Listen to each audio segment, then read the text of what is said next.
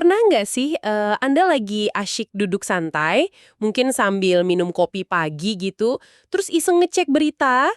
Rutinitas pagi lah ya. Iya, rutinitas biasa. Mm-mm. Terus tiba-tiba ada headline tentang pemerintah yang baru aja ngerilis undang-undang atau program baru yang rasanya agak aneh, Sering banget itu. kan? Anda mungkin langsung mengerutkan kening dan mikir, sebenarnya gimana sih cara mereka sampai pada keputusan itu? Hmm. Siapa sih yang ngerancang aturan ini dan apakah mereka beneran ngerti apa yang mereka lakukan di lapangan? Sebuah pertanyaan yang sangat valid.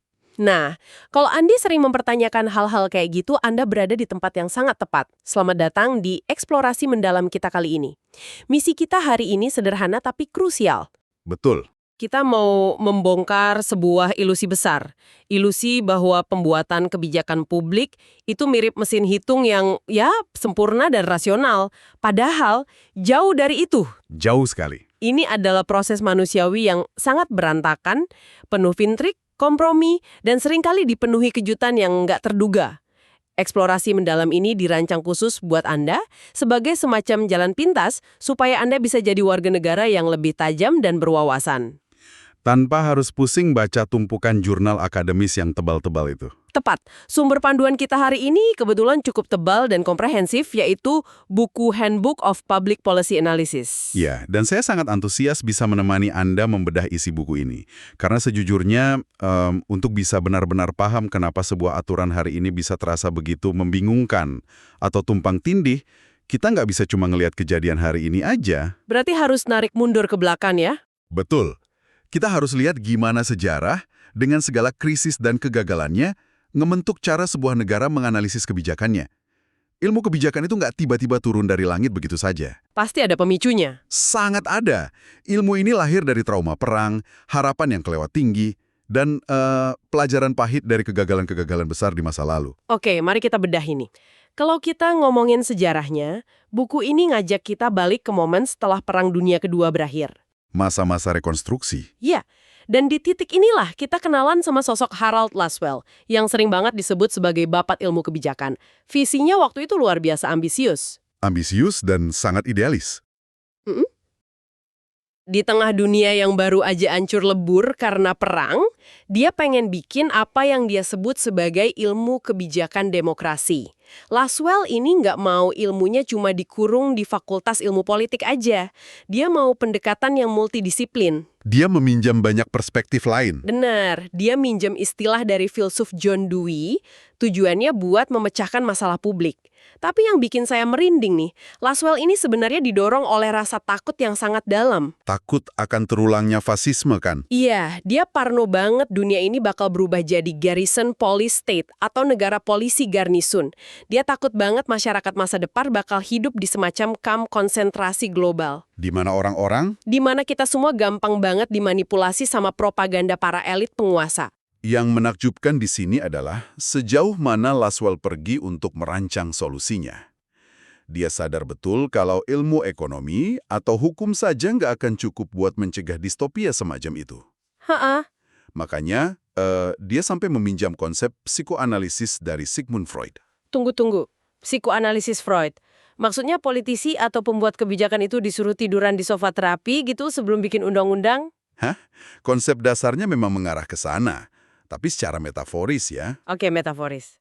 Lasswell sangat percaya bahwa pembuat kebijakan itu pada dasarnya adalah manusia biasa.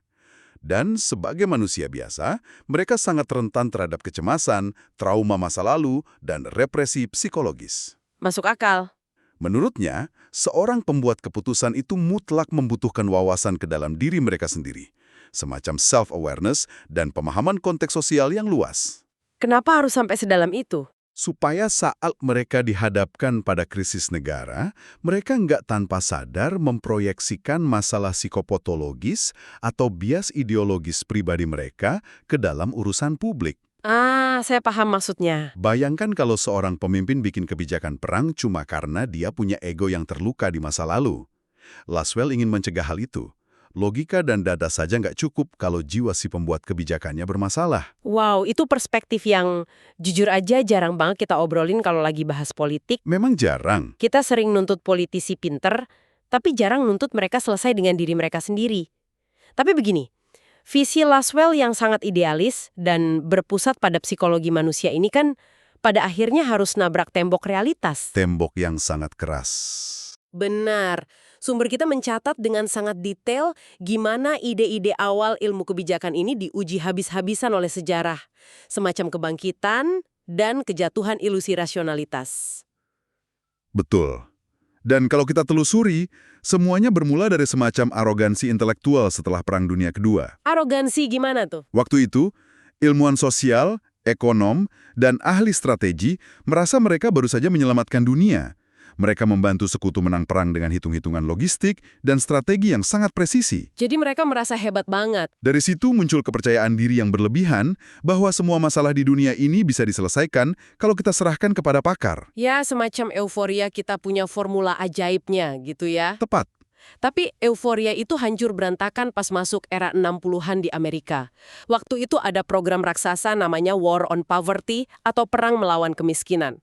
Itu contoh klasik. Mereka pikir, hey, kita bisa menang perang dunia, masa ngilangin kemiskinan aja nggak bisa? Mereka gelontorkan dana miliaran dolar bikin program-program top-down yang dirancang para jenius di ibu kota. Hasilnya? Berantakan. Kompleksitas masalah sosial di jalanan nggak bisa diselesaikan pakai rumus matematika. Kegagalan ini sampai melahirkan istilah sinis di kalangan akademisi, yaitu maximum feasible misunderstanding, alias kesalahpahaman tingkat dewa antara pembuat aturan dan orang di lapangan. Kejadian itu benar-benar menampar para analis kebijakan. Mereka baru sadar bahwa mengelola rantai pasukan tank militer itu sangat berbeda dengan merubah perilaku manusia di lingkungan miskin. Tapi tamparan yang lebih keras datang saat Perang Vietnam. Ini soal McNamara kan? Betul. Di bawah kepemimpinan Menteri Pertahanan Robert McNamara, pemerintah Amerika mencoba menerapkan pendekatan analisis sistem. McNamara ini sangat terobsesi dengan data. Terlalu percaya angka? Dia mencoba mengukur keberhasilan atau kegagalan perang murni dari angka-angka statistik. Yang paling terkenal adalah body counts atau menghitung jumlah korban jiwa musuh. Ini gila sih. Masa kita ngukur progres perang cuma dari tabel Excel korban jiwa? Nggak heran kalau data itu akhirnya dimanipulasi habis-habisan oleh komandan di lapangan cuma buat nyenengin atasan.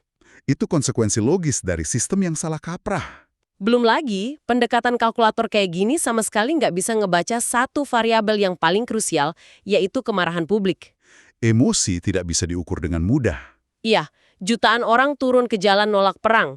Tapi mesin analitik pemerintah gagal ngebaca emosi itu. Karena emosi nggak punya metrik angka. Tepat sekali. Dan rentetan kekecewaan ini semakin memuncak di awal 70-an lewat skandal Watergate. Wah, ini puncak hilangnya kepercayaan publik ya? Kalau sebelumnya publik merasa kebijakan itu mungkin gagal karena salah hitung, Watergate membuktikan hal yang lebih mengerikan. Para elit di puncak kekuasaan bisa dengan sadar membuang moral dan etika demi mempertahankan kekuasaan politik mereka. Sangat manipulatif. Skandal ini menghancurkan sisa-sisa kepercayaan publik terhadap pemerintah. Begitu traumatisnya, sampai-sampai di era kepresidenan Jimmy Carter, pemerintah berasa perlu menciptakan serangkaian undang-undang etika yang ketat.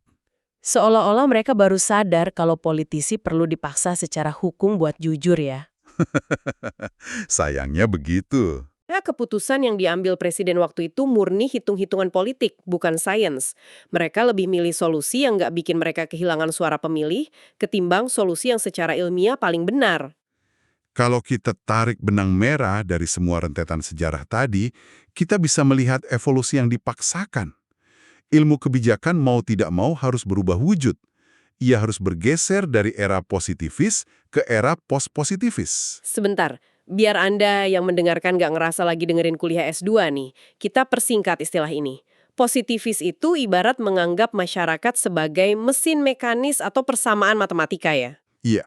Cuma peduli sama efisiensi, rasio untung rugi, dan angka statistik. Analogi yang sangat pas. Dan post-positivis adalah kebangkitan kesadaran bahwa manusia bukanlah mesin. Manusia punya rasa. Pendekatan baru ini menyadari bahwa kebijakan publik itu nggak akan pernah bisa steril dari nilai-nilai moral, empati, perdebatan publik, dan partisipasi warga. Angka itu penting, Tapi kalau angka itu bertentangan dengan rasa keadilan masyarakat, kebijakan itu pasti akan gagal di lapangan. Nah, disinilah bagian yang sangat menarik.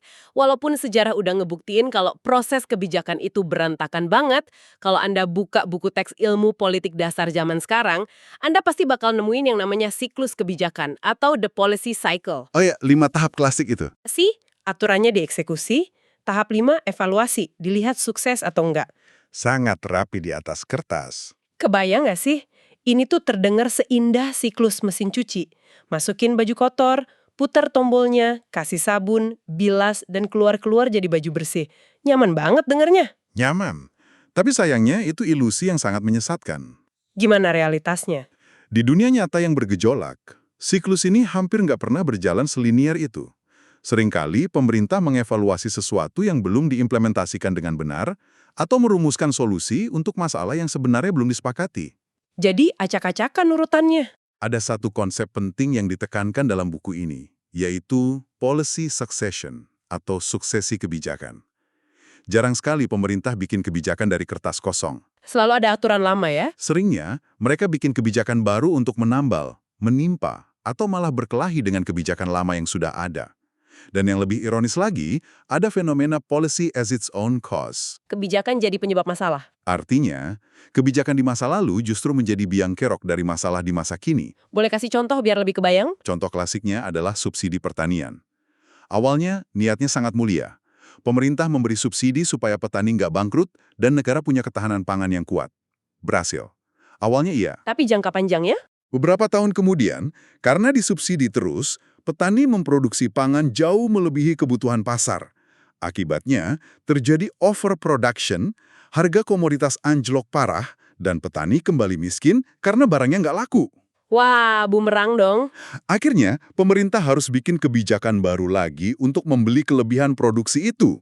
Masalah baru ini murni diciptakan oleh solusi di masa lalu. Kayak nyoba benerin pipa bocor pakai lakban, tapi tekanan airnya malah bikin pipa di sebelahnya meledak ya. Terus pertanyaannya, dari jutaan masalah yang ada di masyarakat, mulai dari jalan berlubang, pendidikan, sampai kesehatan, gimana caranya satu masalah bisa tiba-tiba nangkring di meja presiden dan dibuatin undang-undang? Ini masuk ke teori agenda setting. Disinilah masuk konsep yang brilian banget dari seorang ahli bernama John Kingdon. Dia menyebutnya multiple streams atau arus ganda. Bayangin ada 3 arus sungai yang ngalir sendiri-sendiri di dalam pemerintahan.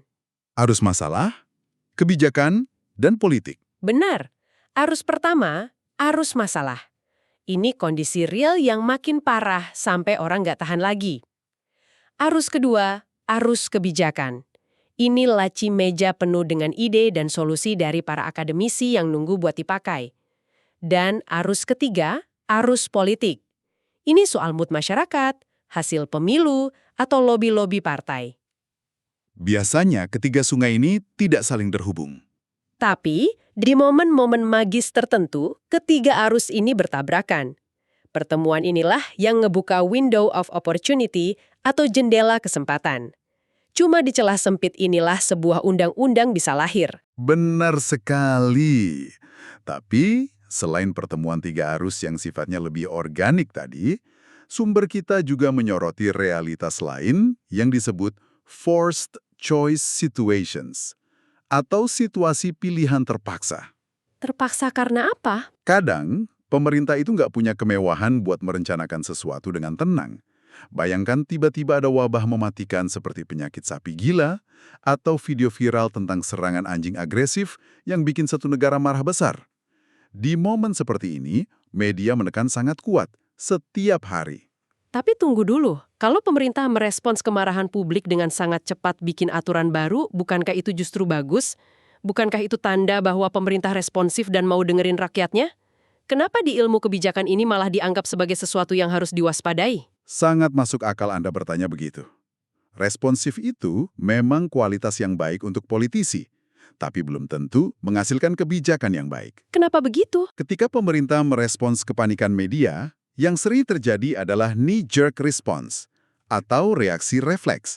Mereka mengesahkan undang-undang secara terburu-buru tanpa memikirkan dampak jangka panjangnya, hanya sekedar untuk meredakan kemarahan publik hari itu juga. Cuma buat pemadam kebakaran sesaat. Undang-undang yang lahir dari situasi panik seperti ini biasanya cacat bawaan, sulit diimplementasikan, atau umurnya sangat pendek. Sebaliknya, di saat tidak ada kepanikan, pembuatan kebijakan seringkali dikuasai oleh apa yang disebut policy monopoly. Monopoli kebijakan. Ini adalah kondisi di mana sekelompok kecil elit birokrat dan pelobi menguasai narasi tentang suatu isu di ruangan tertutup. Monopoli ini sangat kuat, dan biasanya hanya bisa didobrak kalau ada kelompok aktivis dari luar yang berhasil memviralkan isu tersebut dan mengubah pandangan publik secara drastis. Ini ngebawa kita ke pertarungan antara ruang ganti VIP dan alun-alun kota. Dulu, kebijakan banyak dibikin di dalam iron triangles atau segitiga besi. Ini tuh aliansi super eksklusif dan tertutup antara birokrat pemerintah, anggota komite parlemen, dan kelompok kepentingan atau pelobi bisnis. Mereka mengontrol semuanya dari balik layar. Mereka saling ngelindungin kepentingan masing-masing. Tapi sekarang model tertutup ini makin ditantang oleh isu networks atau jaringan isu. Jaringan ini jauh lebih cair, pesertanya bisa siapa aja, mulai dari LSM, ahli independen, jurnalis, sampai influencer. Jauh lebih demokratis. Nah, setelah ngelewatin semua drama tarik-menarik ini, anggaplah undang-undangnya ketok palu. Selesai dong masalah. Tentu tidak. Justru mimpi buruknya baru dimulai di tahap implementasi. Jika kita kaitkan ini dengan gambaran yang lebih besar, implementasi itu adalah mata rantai yang hilang dalam sejarah keilmuan kebijakan. Dulu, para profesor di universitas dan menteri di ibu kota menganggap remeh implementasi. Mereka pikir bakal jalan otomatis gitu. Betul. Mereka berpikir kalau dokumen rencana sudah dibikin dengan rasional, seperti sistem PPBS di Amerika yang mencoba merencanakan anggaran setiap sen secara detail untuk 5 tahun ke depan, maka pelaksanaannya akan otomatis rapi. Padahal kenyataannya, Faktanya, rencana agung seperti PPBS selalu hancur lebur di hadapan pada incrementalism, yaitu kenyataan bahwa birokrasi hanya bisa berubah sedikit demi sedikit lewat kompromi alias tambal sulam. tambal sulam birokrasi. Ini nih yang sering bikin kita gemas. Betul. Dan untuk memahami kegemasan ini, mari kita bawa Anda ke sebuah studi klasik dan sangat terkenal yang dilakukan oleh Pressman dan Waldavsky di kota Oakland, California. Apa yang mereka teliti di sana? Mereka meneliti sebuah program ambisius dari pemerintah federal Amerika yang niatnya sangat mulia, yaitu menyalurkan dana besar untuk mengurangi pengangguran di kalangan minoritas lokal. Anda tahu apa temuan mereka? Gagal karena dikorupsi kah? Bukan. Harapan besar dari Washington DC itu menguap saat turun ke jalanan Oakland.